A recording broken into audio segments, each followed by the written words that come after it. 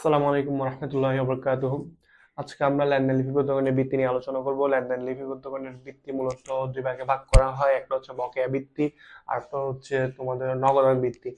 তো মূলত বকেয়া ভিত্তি বলতে যখন কোনো একটা লেনদেন সংঘটিত হয় তখন সেটা নগদ অর্থ প্রদান করুক বা না করুক, একটা হিসাবকালের মধ্যে লেনদেনটা সংঘটিত হয়ে থাকলে সেটা আমরা বকেয়া ভিত্তিতে লিপিবদ্ধ করব। তারপর যেটা নগদান ভিত্তি রয়েছে সেটাতে যখন একটা লেনদেন সংঘটিত হয়, মূলত নগদ টাকা চলে গেলে অথবা নগদ টাকা আসলে সেটাকেই শুধু লিপিবদ্ধকরণ করা হয়। ধরা যাক একটা উদাহরণ দিয়ে বলা যায় বকেয়া ভিত্তির ক্ষেত্রে, মনে করেন আমি যদি কোনো অফিসের ভাড়া নিয়ে থাকি, অফিস ভাড়া নিয়ে থাকলে মাস শেষে সেটাকে আমরা আম, অফিসের অফিসের যেটা ভাড়া আছে সেটা খরচ হিসেবে বকেয়া ভিত্তিতে লিপিবদ্ধ করব। সেটা আমি হোক পরিশোধ না করলেও সেটাকে আমাদের থেকে বকেয়া ভিত্তিতে তুলে ধরতে হবে।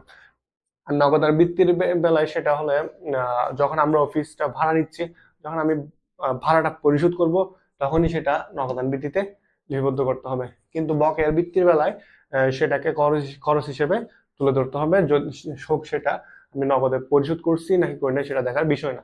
যখন আমি কোনো একটা জিনিস ক্রয় করি, সেটা যদি ধারেও যদি ক্রয় করি সেটা আমরা বকেয়া ভিত্তিতে খরচ হিসেবে দেখাবো।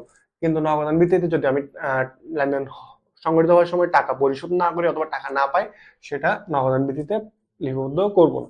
তো এখানে পার্থক্যটা মূলত এইখানেই।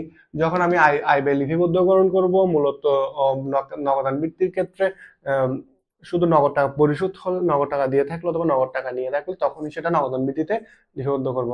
আর বকেয়ার ভিত্তির বেলায় সেটা লেনদেনটা যদি আমাদের একটা হিসাবকালের মধ্যে হয়ে থাকে সেটা আমরা বকেয়া ভিত্তিতে লিপিবদ্ধকরণ করব। ধরা যাক আমি একটা কর্মচারীর বেতন আছে, ঠিক আছে, কর্মচারীর বেতন মাস শেষে বা বছর শেষে অবশ্যই সেটা পরিশোধ করতে হবে। তো আমি যেটা পরিশোধ না করলেও সেটা বছর শেষে একটা হিসাবকাল শেষে সেটাকে খরচ হিসেবে দেখাতে হবে বকেয়া ভিত্তিতে। ঠিক আছে। তা অন্যান্য লেনদেনগুলো ঠিক সেম।